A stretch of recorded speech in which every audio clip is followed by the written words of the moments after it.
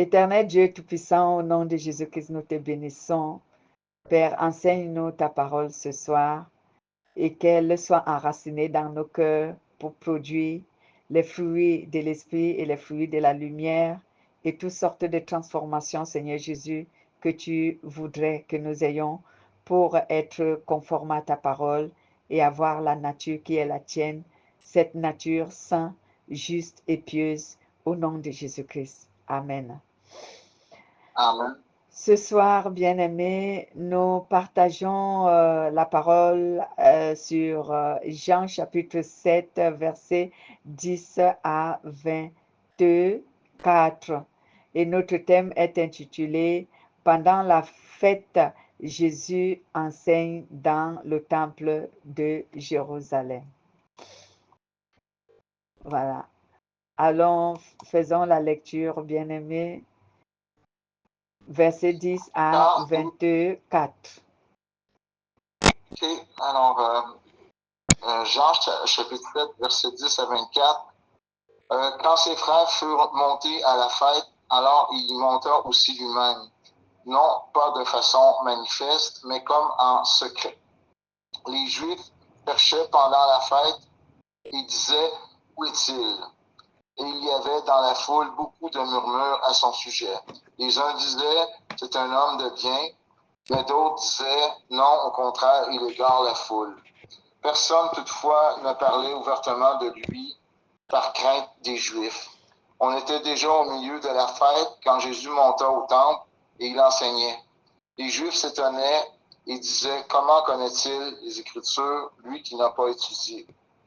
Jésus leur répondit, mon enseignement n'est pas de moi, mais de celui qui m'a envoyé.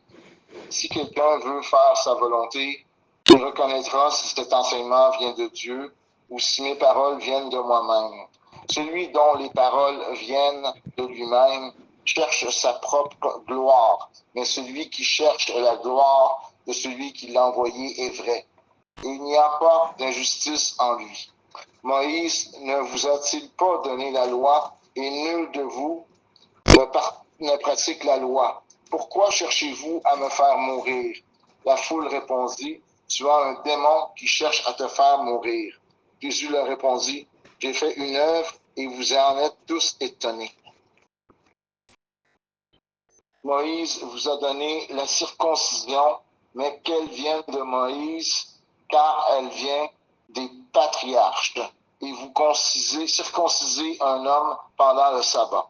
Si un homme reçoit la circoncision pendant le sabbat, afin que la loi de Moïse ne soit pas violée, pourquoi irritez-vous contre moi parce que j'ai rendu la santé à un homme tout entier pendant le sabbat? Ne jugez pas selon l'apparence, mais jugez selon un juste jugement. Amen. Ne jugez pas selon la parole, mais jugez avec un juste jugement. Ouais. Donc, bien-aimé, Jésus était allé lui aussi à la fête à Jérusalem. Il est monté à Jérusalem pendant la fête après que ses frères soient partis. Mais il est monté pour enseigner. C'est pour cela qu'il s'est retrouvé dans le temple en train d'enseigner. Et qu'est-ce que la Bible appelle par enseigner? Enseigner ici veut dire transmettre une connaissance. Enseigner veut également dire donner une instruction. Donc, Jésus était donc en train de transmettre la connaissance de la volonté de Dieu son Père à ceux qui étaient dans le temple lors de la fête.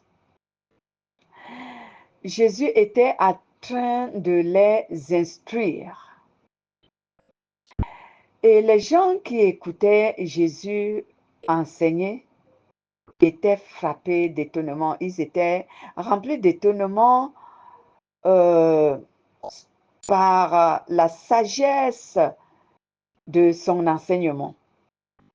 Ils étaient étonnés et ils disaient, celui-ci qui enseigne cette parole, il n'a pas été instruit.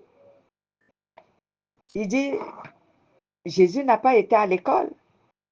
Mais comment cela est-il possible qu'il puisse connaître tout ce qu'il est en train d'enseigner? Vous voyez comment est-ce que nous, les chrétiens, les humains, nous jugeons souvent les gens. On juge par rapport à ce qu'on connaît de la personne. On juge quelquefois selon l'apparence, mais on ne connaît pas l'intérieur. Ces gens-là croyaient connaître Jésus parce qu'ils l'ont vu naître, ils l'ont vu dans sa famille, au milieu de ses frères et sœurs, avec ses parents, Joseph et Marie. Et ils se sont rendus compte que Jésus n'est pas allé à l'école. Et cependant, il les enseignait les choses qu'ils n'espéraient pas que lui, il sache. Je l'avais énuméré une fois que c'est comme ça que certaines personnes jugent aujourd'hui les servantes et les serviteurs de Dieu. Lorsque tu prêches, on dit, oh ben, on connaît celle-là, on connaît celui-là, il n'a même pas été à l'école. Est-ce qu'il serait capable de nous interpréter la parole de Dieu? Est-ce qu'il serait capable lui-même de comprendre d'abord ce que les Saintes Écritures disent? Ils aimeraient voir quelqu'un qui est diplômé, quelqu'un qui a un doctorat en théologie, hein, par exemple. Ils aimeraient voir quelqu'un qu'ils connaissent, qu'il a été à l'école. Mais toi, dont ils voient, tu as grandi, d'ailleurs tu es né au quartier, tu as grandi là au quartier, on connaît ton parcours, on néglige, on méprise. La Bible déclare même que c'est pour cela que Jésus n'a pas fait beaucoup de miracles à Nazareth. Parce qu'on le méprisait. On ne croyait pas en lui. Parce qu'il se disait, c'est pas celui qui est né ici devant nous, c'est pas le fils de Marie et de Joseph. Ses frères ne sont-ils pas tous au milieu de nous et ses sœurs? Il n'a même pas été instruit. Comment peut-il nous enseigner? Mais ce jour-là, bien-aimés, la Bible déclare qu'ils étaient fort étonnés d'entendre la sagesse qui sortait de la bouche de Jésus pour leur enseigner la parole qu'ils pensaient, eux, connaître mieux que lui.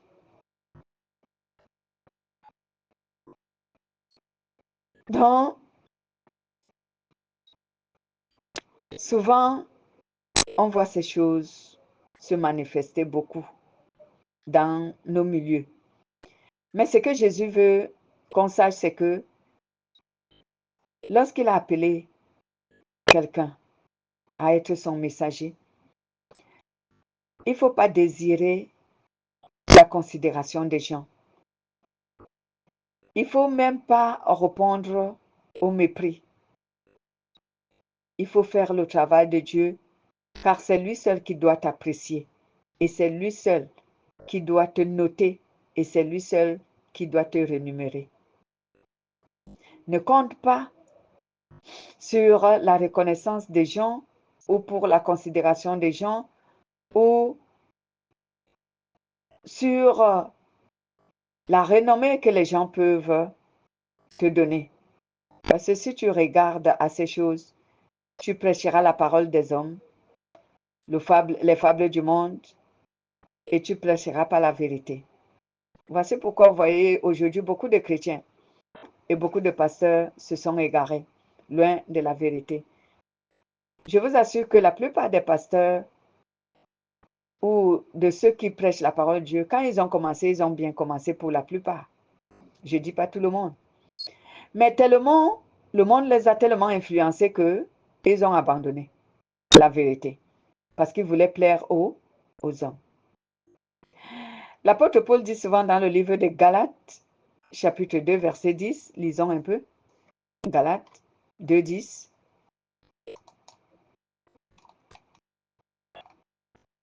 Je pense que je ne me suis pas trompée.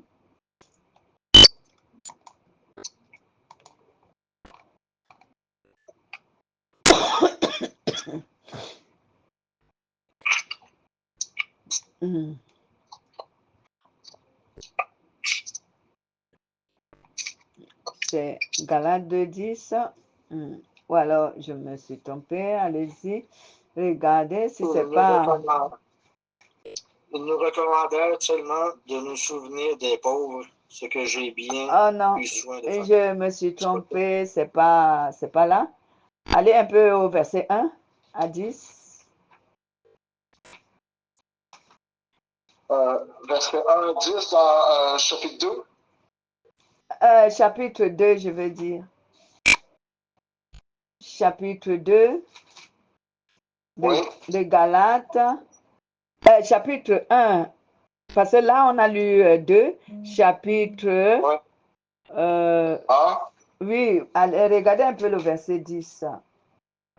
Et maintenant, est-ce la faveur des hommes exact. que je désire ou celle de Dieu?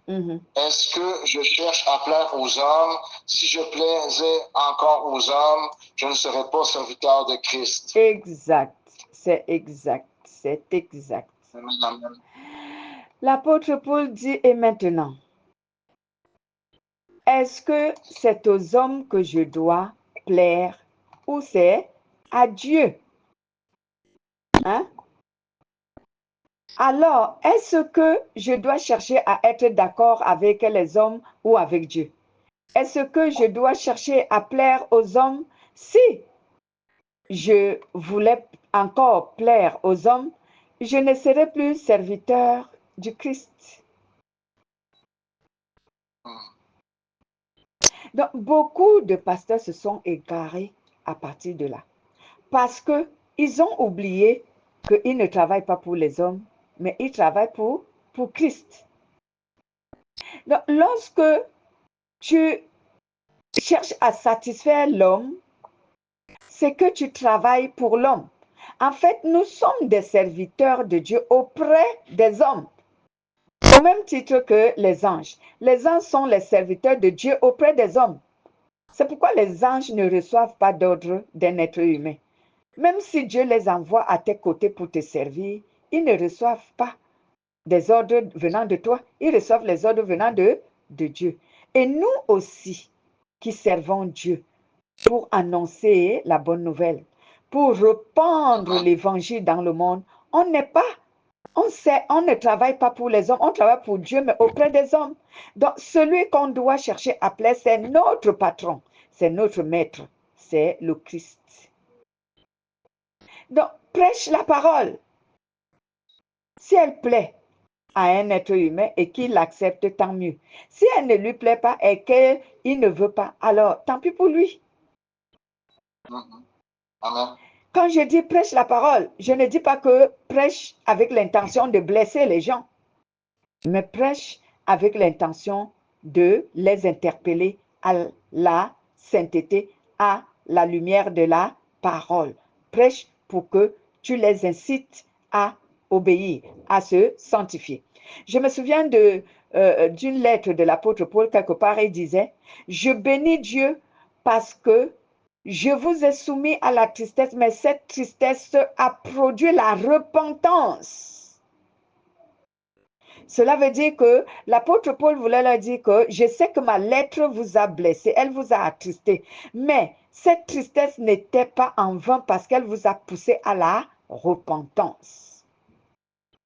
Donc c'est ce que nous devons faire. C'est ce que nous devons faire, bien-aimés. Donc, comme Jésus connaissait les cœurs de ces gens, parce que ces gens-là murmuraient entre eux, ils parlaient, ces Juifs, ils parlaient, ils murmuraient, comme Jésus connaissait leurs pensées et au sujet duquel ils murmuraient, au sujet duquel ils parlaient, alors Jésus leur a dit que mon enseignement ne vient pas de moi, mais il vient de celui qui m'a envoyé, le Père. Donc, je ne prêche pas ma volonté, mais je prêche la volonté du Père. À ce sujet, ils se sont encore même ligués contre lui, ils se sont fâchés. Pourquoi? Parce que ce que Jésus disait ne les plaisait pas. Ce que Jésus disait ne les plaisait pas. Donc, bien-aimés, cet enseignement veut donc nous faire comprendre que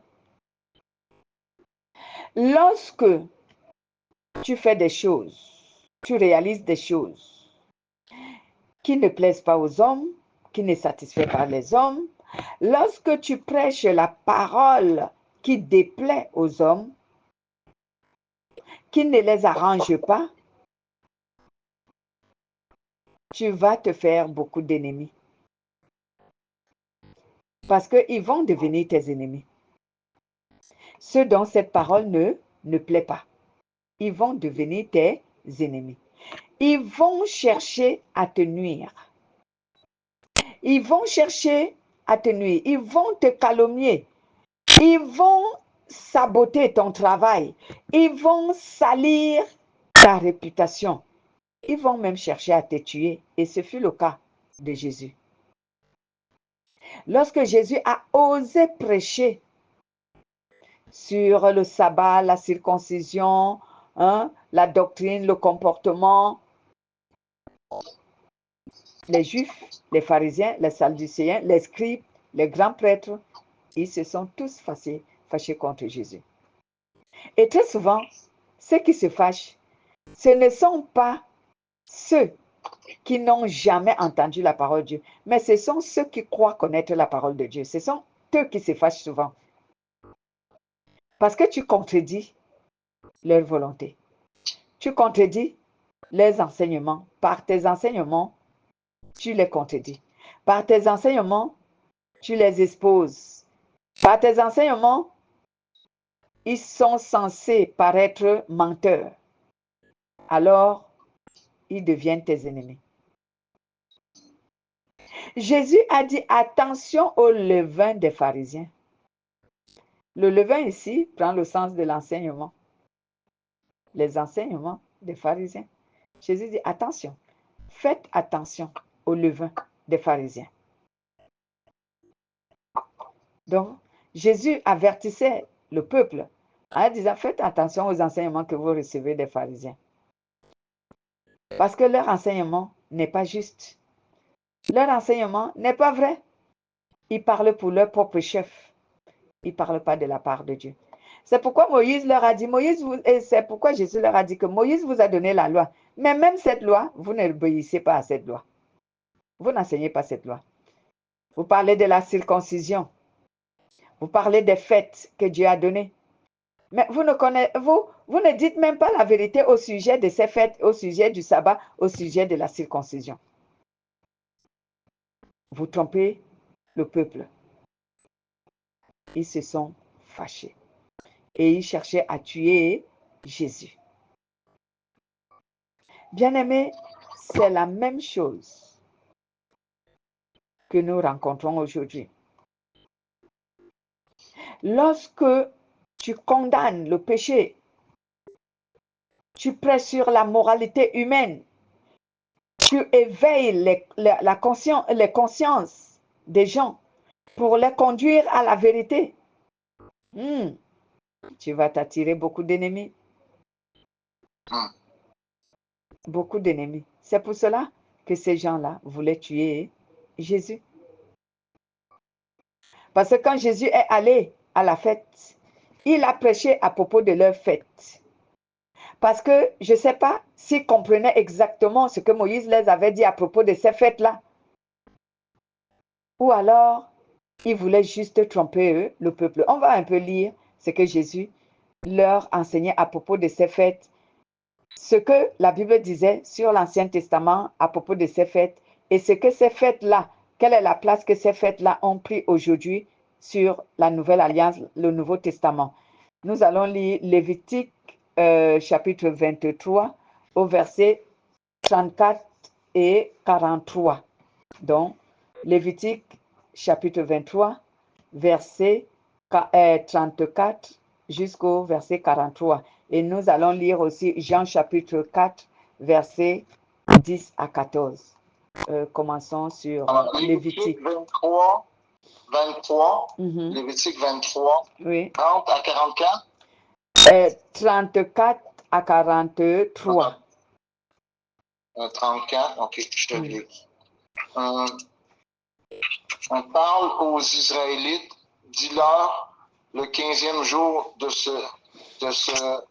7e mois, ce sera la fête des huttes en l'honneur de l'Éternel pendant 7 jours. Le premier jour, il y aura une sainte convocation. Vous ne ferez aucun ouvrage servile. Pendant 7 jours, vous offrirez à l'Éternel des sacrifices consumés par le feu. Le 8e jour, vous aurez une sainte convocation et vous offrirez à l'Éternel des sacrifices consumés par le feu. Ce sera une cérémonie solennelle. Vous ne ferez aucun ouvrage servile. Telles sont les solennités de l'Éternel, les saintes convocations que vous publierez pour offrir à l'Éternel en sacrifice, consumés par le feu, des holocaustes, des offrandes, des sacrifices et des libations, chaque chose au jour fixé. Vous observerez en outre les sabbats de l'Éternel sans compter vos dons et vos vœux, ainsi que toutes les offrandes volontaires que vous donnerez à l'Éternel. Le 15e jour du 7e mois, quand vous récolterez les produits du pays, vous célébrerez donc une fête à l'Éternel pendant 7 jours. Le premier jour sera un jour férié et le 8e sera un jour férié. Vous prendrez le premier jour du fruit de beaux arbres, des branches de palmiers, des rameaux d'arbres touffus et des saules de rivière, et vous vous réjouirez devant l'Éternel, votre Dieu, pendant 7 jours. Vous célébrerez chaque année cette fête à l'Éternel pendant 7 jours. C'est une prescription perpétuelle pour toutes vos générations. Vous la célébrerez le 7e mois. Vous demeurerez pendant 7 jours sous des huttes. Tous les autochtones en Israël demeureront sous des huttes, afin que vos descendants sachent que j'ai fait habiter sous des huttes les Israélites après leur avoir fait sortir du pays d'Égypte. Je suis l'Éternel, votre Dieu. C'est ainsi que Moïse parla des solennités de l'Éternel aux Israélites. Amen. Amen. Amen. Alors vos enfants et les enfants de vos enfants sauront que j'ai fait habiter leurs ancêtres dans les huttes quand je les ai fait sortir d'Égypte. Le Seigneur, votre Dieu, c'est moi. Bien-aimés, voici donc la manière dont Dieu avait ordonné à l'ancien temps comment est-ce que les Israélites devaient fêter la fête des huttes, donc ces différentes fêtes. Et maintenant, sur le Nouveau Testament, Jésus vient leur dire que de toutes les fêtes que Dieu vous a ordonné de fêter et de lui faire des offrandes, toutes ces fêtes s'accomplissent en moi qui suis le sacrifice pour le salut des hommes. C'est pourquoi il a parlé des jours fériés ici, qui veut dire le repos de Dieu. On a étudié ce que c'est que le repos de Dieu. Le repos de Dieu, c'est la conversion en Jésus-Christ. Le repos de Dieu, c'est avoir une relation avec Dieu, mais à travers le Christ. Le repos de Dieu, c'est le Christ. Donc, toutes ces fêtes, aujourd'hui, que vous les fêtiez ou que vous ne les fêtiez pas, ça n'honore plus Dieu. C'est ce que Jésus voulait leur a enseigné ce jour-là. C'est pourquoi la plupart se sont fâchés. Jésus leur a dit que ces fêtes-là, que vous les fêtiez, que vous ne les fêtiez pas, cela n'honore plus Dieu. Parce que le repos, c'est moi. Le Christ qui suit le repos.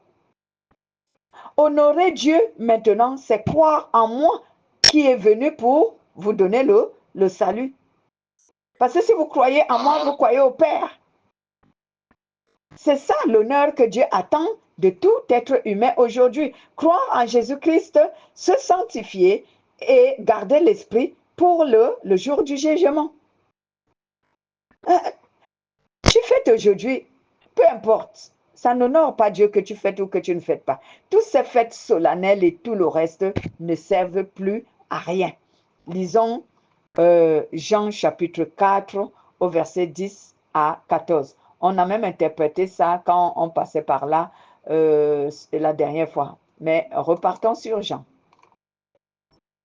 Jésus lui répondit, si tu connaissais le don de Dieu et qui est celui qui te dit, donne-moi à boire, c'est toi qui lui aurais demandé à boire et il t'aurait donné de l'eau vive. Seigneur, lui dit-elle, tu n'as rien pour puiser et le puits est profond. D'où aurais-tu donc cette eau vive? Es-tu plus grand que notre père Jacob qui nous a donné ce puits et qui en a bu lui-même, ainsi que ses fils et ses troupeaux? Jésus leur répondit, quiconque boit de cette eau aura encore soif, mais celui qui boira l'eau que je lui donnerai n'aura jamais soif, et l'eau que je lui donnerai deviendra en lui une source d'eau qui jaillira jusque dans la vie éternelle. Amen. Amen.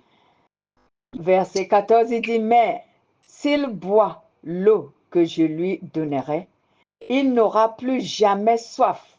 Au contraire, l'eau que je lui donnerai deviendra en lui une source d'eau. Et cette source donnera la vie avec Dieu pour toujours. Donc aujourd'hui, si un enfant de Dieu veut honorer Dieu, c'est par obéissance à la parole de Dieu. C'est par la foi en Jésus-Christ. Vous célébrez les fêtes pour honorer Dieu. Cela n'honore pas Dieu. Je prendrai un exemple biblique. Le serviteur de Dieu qu'on appelle Job, à chaque fois que les enfants de Job observaient une fête, dès qu'ils terminaient, lui, leur papa, il prenait un sacrifice d'expiation pour aller faire une offrande à Dieu, parce que la Bible déclare que Job disait, peut-être que mes enfants ont péché contre Dieu sans que je ne le sache. Alors pour expier leur péché, je m'en vais me repentir pour eux devant le Seigneur. Les fêtes sont un moyen de distraction. Satan a trouvé un moyen de distraire les humains aujourd'hui à travers les fêtes et les loisirs. Quand tu es dans une fête, fais très attention en tant qu'un enfant de Dieu. Tu risques de commettre beaucoup de bêtises. Je vais vous prendre un témoignage d'un pasteur. C'est lui-même qui nous avait donné ce témoignage quand j'étais dans leur église. Il dit, pendant qu'il était un jeune converti, alors il avait encore les amis qui étaient des païens. Un jour, un païen l'invite à l'anniversaire. Il ne voulait pas partir, mais tellement l'invitation était séduisante qu'il est parti. Mais quand il arrive là-bas, on lui propose le vin. Il dit non, moi je suis chrétien, je ne bois pas. Il dit, il est resté. Là, on a mis la musique du monde. Il dit, il a résisté. Il a résisté. Après, il a vu qu'il a commencé par bouger la tête. Bouger la tête. Après, il a commencé par bouger les pieds. Après, il s'est retrouvé qu'il était sur la piste en train de danser.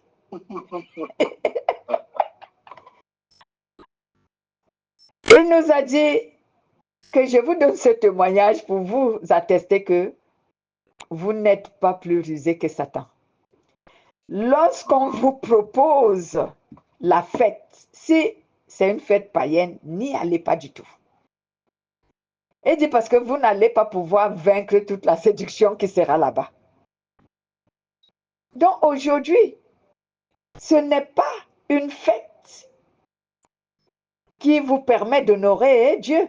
Dieu n'est plus honoré à travers les fêtes, même si c'est lui qui les a instituées. Il n'est plus honoré à travers les fêtes. Parce que Satan a trouvé un moyen de séduire les gens à travers les fêtes. Il y a les gens qui se discutent à manger dans les fêtes. Ça devient un péché. Il y a les gens qui se discutent à boire. Il y a les gens qui critiquent l'autre comment il mange ou comment il boit. Ça devient un péché. Et pourtant, si tu ne serais pas allé à cette fête, tu n'aurais pas péché. Donc, il y a beaucoup de séduction dans les fêtes. Donc, aujourd'hui, pour honorer Dieu, c'est de croire en Jésus, c'est d'avoir la foi en Jésus-Christ, c'est de se sanctifier, c'est de rester en communion avec le Saint-Esprit. C'est ce qui honore Dieu aujourd'hui. Depuis lors que Jésus a été sacrifié pour nous. Alors, c'est ce que Jésus voulait faire connaître à ces gens. Lorsqu'il dit à la femme samaritaine que tu respectes la tradition de votre père Jacob, en me disant, votre père Jacob lui-même, il a bu de cette eau. L'eau que Jacob vous a donnée symbolise la tradition. Et la tradition de votre père Jacob ne sauve pas. Ça ne sauve pas. L'eau que moi je donne, elle sauve. Donc là, il parle de la parole de Dieu. Il dit, la parole de Dieu que je vous donne, elle sauve. Moi, je suis la parole. Et si vous croyez en moi, vous serez sauvés. Mais si vous pratiquez la tradition de vos ancêtres, vous ne serez pas sauvés. Qui va vous sauver? Votre ancêtre? Il est mort, il a été enseveli. Il n'est pas ressuscité comme moi. Et il n'est pas le Christ, il n'est pas mort sur la croix pour toi. Oui, je vois les gens ici chez nous, les Africains, on honore les ancêtres, on respecte les ancêtres, on dit revenons à la tradition de nos ancêtres. Ton ancêtre est mort sur la croix pour toi? Non. Non. La Bible déclare dans le livre d'Apocalypse chapitre 5 que nul ne fut trouvé digne pour nous sauver, même pas ton ancêtre. C'est lui qui s'est trouvé digne, c'était le Père lui-même, c'était le Christ qui s'est trouvé digne de se sacrifier sur la croix pour toi. Et c'est pourquoi c'est à travers le Christ que tu peux avoir l'éternité, que tu peux être sauvé.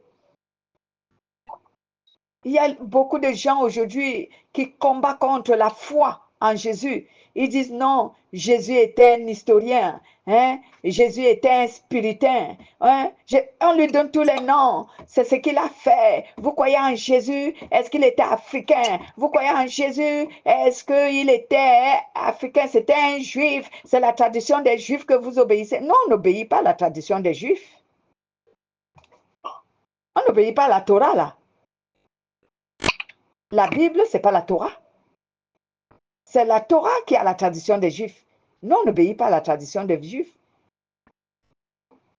On ne croit pas à la tradition des Juifs.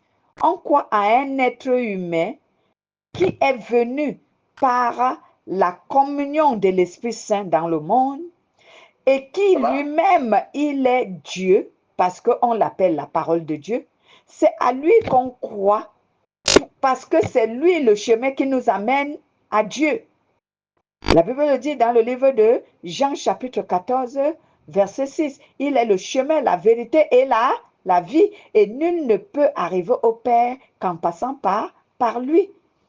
Ton ancêtre, aussi connaisseur que pouvait-il être, il peut te donner toute la connaissance spirituelle que tu veux, mais cela ne te sauvera pas. Cela ne te donnera pas la vie éternelle. Et même ces gens-là disent que la vie éternelle n'existe pas. On devrait mourir et se réincarner. La réincarnation n'existe pas. Elle ne se fera pas. Elle ne se fera pas. Donc, que personne ne te trompe en te disant n'observe pas la tradition des Juifs, tu n'es pas juif, tu es africain, tu es américain, tu es européen, tu es asiatique. Et on te dit non, ça c'est la manœuvre du diable pour t'éloigner de la foi en Jésus-Christ. Ce n'est pas la tradition des Juifs ou la coutume des Juifs qui va te sauver. Ce n'est pas ce que l'on doit te prêcher. Ce n'est pas ce que l'on te propose pour être sauvé. On te dit un être est né de la puissance de Dieu. Cela veut dire par le Saint-Esprit. Et c'est lui qui est le chemin, la vérité et la vie. On ne te parle pas d'une coutume, d'une nation ou d'un peuple. Mais voici ce que Jésus disait à ces gens-là. Que votre tradition des Juifs, là, ça ne va pas vous sauver. Moi-même, je suis juif. Je viens au fait, mais je suis venu ici pour vous enseigner. Si vous voulez honorer Dieu, ce n'est plus à travers les fêtes. C'est par la foi maintenant que vous allez honorer Dieu. Et voici qu'ils se sont levés Ils étaient fâchés et ils voulaient tuer Jésus. Jésus leur dit, je vous dis la vérité et vous voulez me tuer parce que je vous enseigne la vérité. Voici donc notre enseignement. Il n'est pas long, bien-aimé. C'est juste cette recommandation et cette lumière que Jésus voulait faire jaillir dans les cœurs des Juifs. Mais ils l'ont pris pour ennemi parce ils se sont dit, il contredit nos enseignements. Que vont penser nos fidèles? Que vont penser nos disciples? Parce que souvent, c'est comme ça que les gens disent. Et c'est comme ça qu'ils pensent. Il y a les gens qui ne, ne veulent pas que leurs fidèles découvrent la vérité, de peur que leurs fidèles découvrent maintenant qu'ils les ont trompés. Attention au levain des pharisiens. Voilà notre enseignement. Est-ce qu'il y a des questions à cela? S'il n'y a pas de questions, on va arrêter notre enregistrement.